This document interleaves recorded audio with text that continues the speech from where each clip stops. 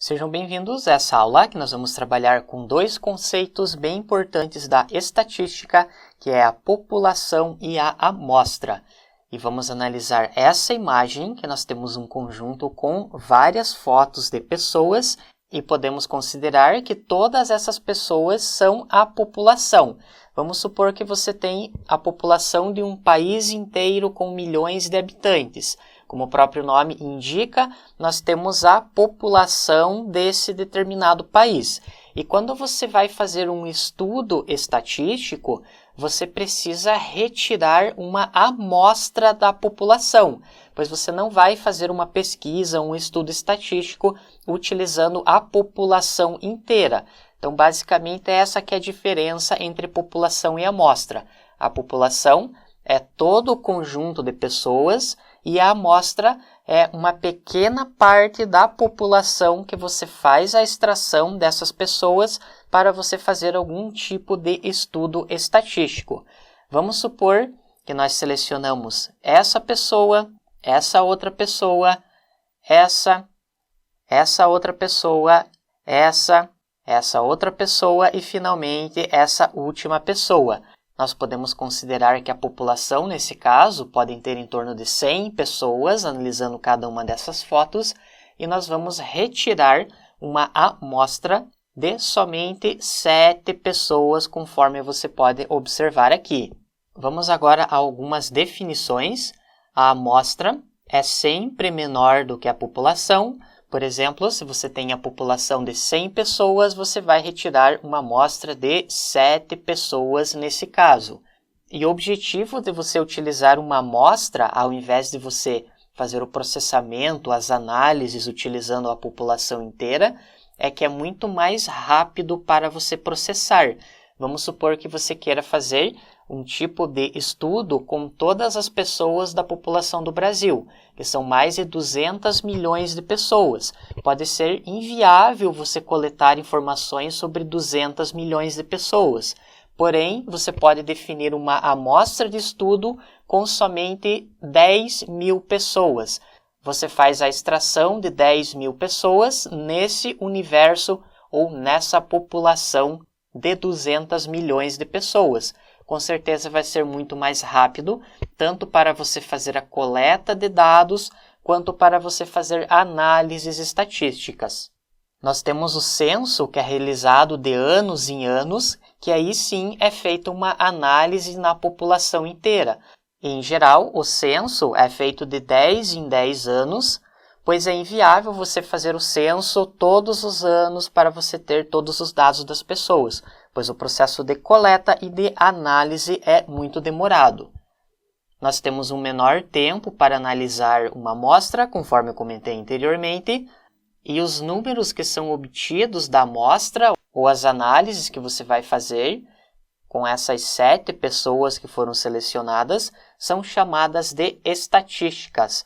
Por exemplo, nós temos as estatísticas da amostra de 7 pessoas que foram selecionadas. Por exemplo, a média de salário, a média de idade, média de altura podem ser consideradas estatísticas. Temos dois conceitos bem importantes sobre a amostra, que ela precisa ser randômica e também representativa. Com relação à randômica, você precisa selecionar as pessoas randomicamente ou aleatoriamente, garantindo que todas as pessoas possuam as mesmas chances de serem selecionadas como amostras. Por exemplo, essa pessoa que foi selecionada, ela precisa ter as mesmas chances dessa outra pessoa que não foi selecionada. Pois, caso contrário, se você não utilizar esse processo randômico, pode ocorrer chances da sua amostra ela não ser representativa. E essa palavra representativa indica que você pode selecionar pessoas dos mais variados tipos. Vamos supor que nós precisamos selecionar as pessoas de uma determinada cidade e todas essas pessoas da cidade ou elas vão para o estádio de futebol ou elas vão para um show. Se você, por exemplo, selecionar somente as pessoas que estão no estádio de futebol, você não vai garantir a representatividade da sua amostra, pois provavelmente as pessoas que vão nos jogos de futebol têm perfil ou características diferentes das pessoas que vão no show.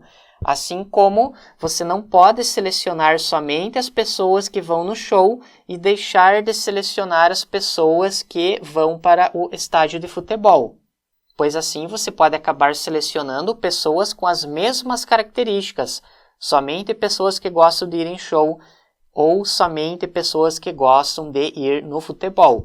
Quando você selecionar uma amostra, você precisa prestar muita atenção nessa questão da representatividade. Nesse caso, se você precisa selecionar uma amostra de 100 pessoas, você pode buscar 50 pessoas que estão no show e 50 pessoas que estão no futebol. E com relação ao fator randômico, você também não pode, por exemplo, selecionar as pessoas que estão aqui na frente do palco. Provavelmente elas têm um poder aquisitivo maior, pois elas pagaram o ingresso VIP, muito provavelmente. Assim como você não pode selecionar as pessoas que estão mais ao fundo na arquibancada. Assim como no estádio de futebol, as pessoas que estão mais próximas do campo talvez estejam um perfil diferente das pessoas que estão na arquibancada ou talvez estão na torcida organizada, que é um outro tipo de perfil. Então, o que você deve garantir é que você consiga selecionar as amostras randomicamente. Você não vai selecionar somente pessoas que estão nessa parte da pista, também não vai selecionar as pessoas que estão na arquibancada. Assim como, nesse caso do estádio de futebol, você deve garantir que uma pessoa que está mais perto do campo possui as mesmas chances de ser selecionada do que uma pessoa que está na torcida organizada, por exemplo. E essa imagem mostra basicamente esse processo de população e amostra. Existe uma população e você vai precisar utilizar algumas técnicas, alguns métodos para você selecionar essas pessoas que farão parte da sua amostra. Nós temos alguns tipos de amostragem. Essa figura apresenta os métodos baseados em probabilidade na esquerda e temos os métodos que não são baseados em probabilidades. Inclusive, você pode verificar a fonte dessa imagem. Esse é um dos artigos mais didáticos, mais fáceis, que ele aborda cada um desses tipos de amostra com alguns exemplos bem interessantes. Quando nós utilizamos a amostragem baseada em probabilidade, as chances são iguais dos elementos serem selecionados.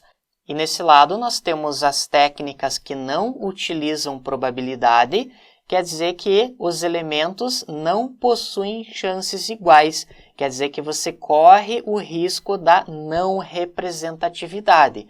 Portanto, quando você utilizar esse tipo de técnica para gerar uma amostra, você tem que tomar muito cuidado com o fator aleatório e também com o fator da representatividade. Nós podemos observar os métodos baseados em probabilidade, que é a amostragem simples, sistemática, estratificada e também cluster. Nós vamos fazer a implementação passo a passo de cada um desses métodos.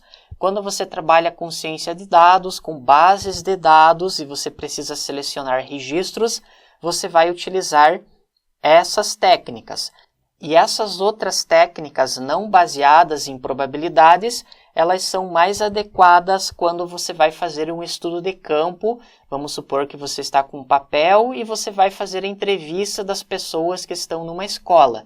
Então, essas técnicas são mais utilizadas quando você vai fazer uma amostragem de certa forma manual, porém é possível também fazer a implementação em computadores dessas quatro.